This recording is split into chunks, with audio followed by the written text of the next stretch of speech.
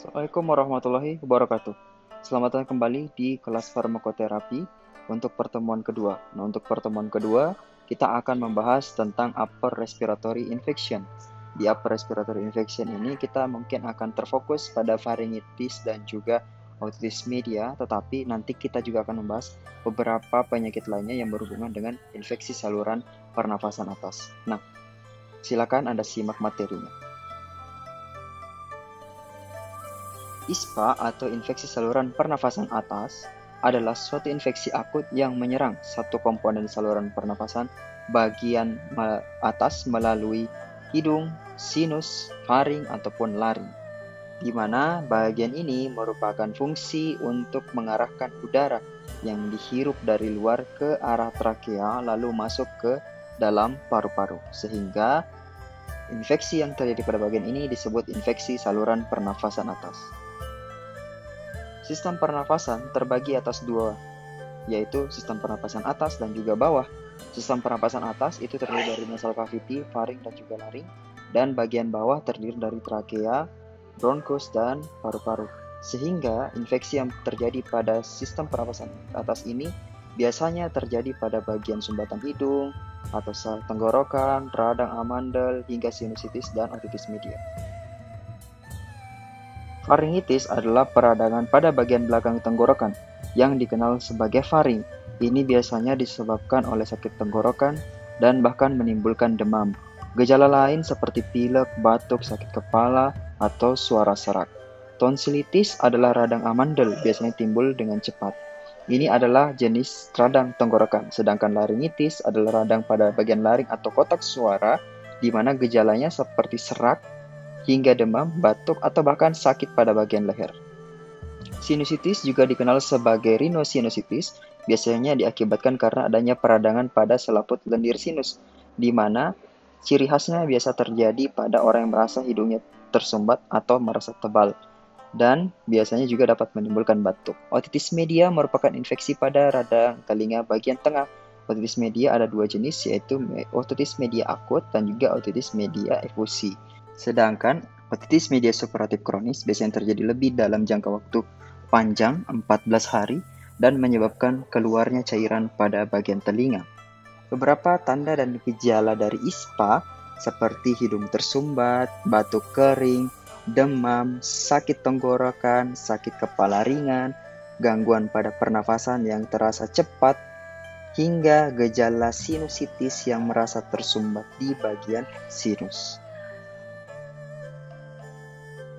Untuk perbedaan antara alergi, upper respiratory infection, dan juga influenza bisa Anda baca pada tabel tersebut.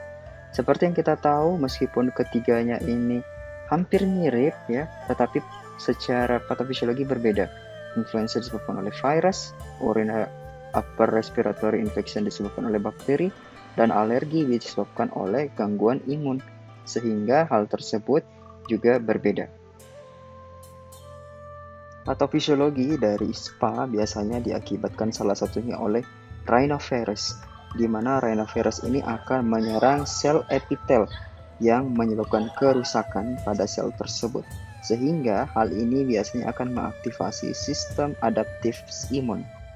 Sedangkan pada faringitis biasanya disebabkan oleh bakteri, di mana bakteri penyebabnya paling umum seperti Streptococcus pyogenes, grup A Streptococcus, dan Streptococcus pharyngitis.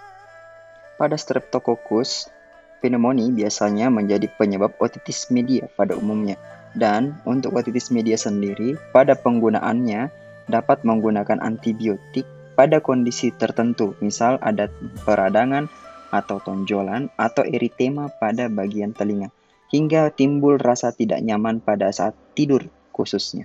Sedangkan otitis media yang tidak membutuhkan antibiotik biasanya tidak terjadi efusi pada otitis media yang membutuhkan antibiotik.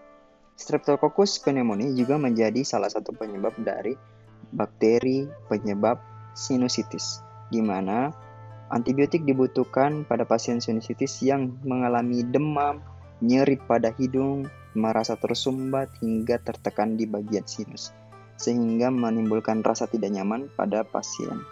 Sedangkan pada faringitis penyebabnya adalah Streptococcus pyogenes, di mana Antibiotik dibutuhkan jika pasien sudah mengalami demam, sakit kepala, radang tenggorokan, hingga menyebabkan mual dan muntah pada pasien tersebut. Usia menjadi salah satu pertimbangan utama dalam pemilihan antibiotik pada pasien ISPA.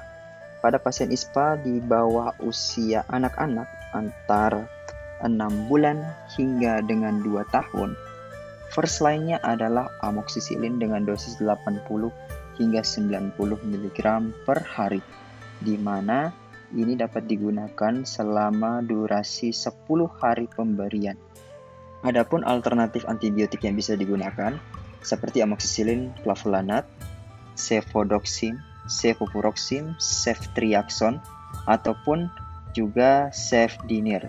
Yang alergi dengan beta-lactam bisa memilih trimethoprim sulfamethoxazole, golongan macrolida, dan juga clindamycin.